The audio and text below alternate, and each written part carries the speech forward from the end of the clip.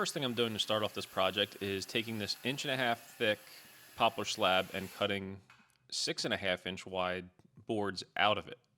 And you'll see later on in the video why I'm specifically cutting them to this width.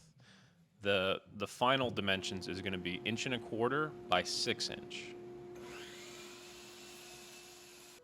Now on to thickness planing these. I am surfacing both sides and getting it down to a final thickness of 1.25 inch. Now in my shop I don't have a jointer, surprisingly, but I made this jig which takes off the exact width of the kerf of the blade to get a nice perfectly flat edge. The finished dimension of this door is going to be 82 by 36.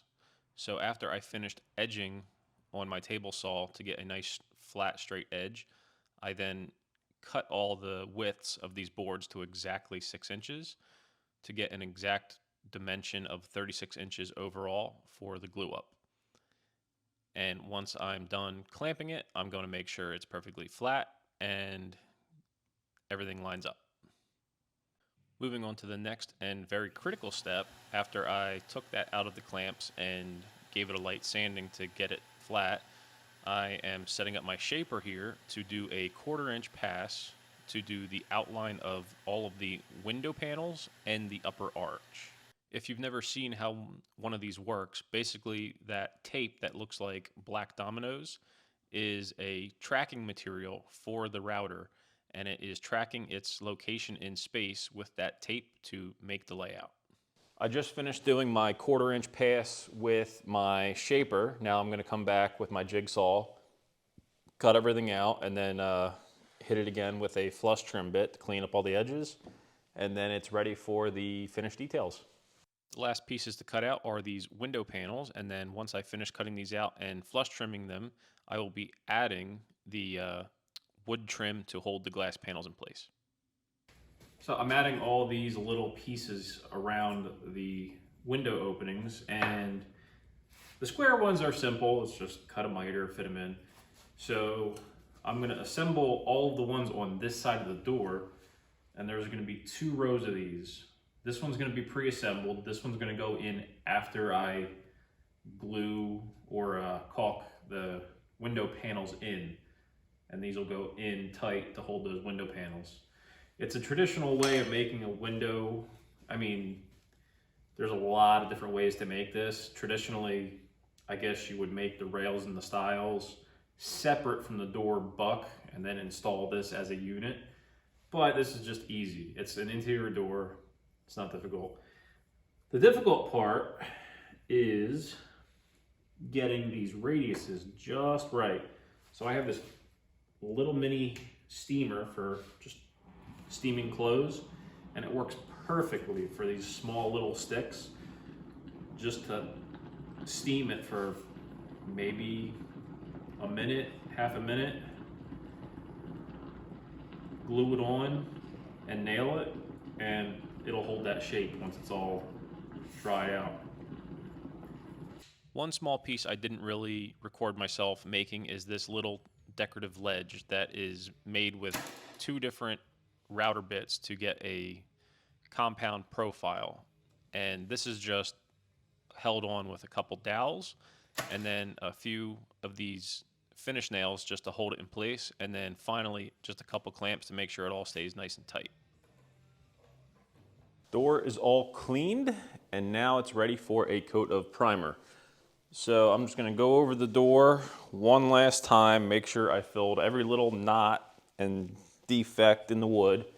It's going to get a coat of primer on both sides. I'm then going to install the window panels, and I'm going to use this really cool product. It's a masking agent for glass. I just ran to the glass store and picked up the glass panels for this door that I have been waiting on, and I should be getting the rest of my hardware shipped out to me by next week, hopefully. So I will be able to wrap this up. And basically what I did is I made 4 individual templates that I made and brought with me to the glass company. So they should all fit. Let's see how they look. I just picked them up and hopefully they fit. So the glass that I'm using for this door has a few different names. A lot of people refer to it as seated glass. This company calls it CD glass. It really depends on where you go. So these are the seated glass panels. They have small imperfections, bubbles, streaks, marks in them, and it just makes it look like old glass. And they cut these to fit these templates that I gave them. Hopefully they fit. If not, I'll have to do a little bit of a adjustment. Let's see. Okay, so a bit of a jump cut here. Spoiler alert, the glass was not cut to the right size. I had to go back and wait for them to cut new panels. For some odd reason, they cut all of the arched panels the perfect size, but all of the square panels, they cut to the wrong size. They were all over a ½ inch too small.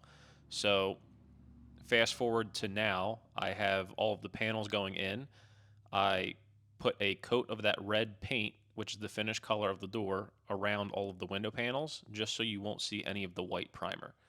I'm now coating the entire door with one coat of the finished paint, and then I'm going to put a few more coats on after this, and then peel off all of the masking and start putting on hardware.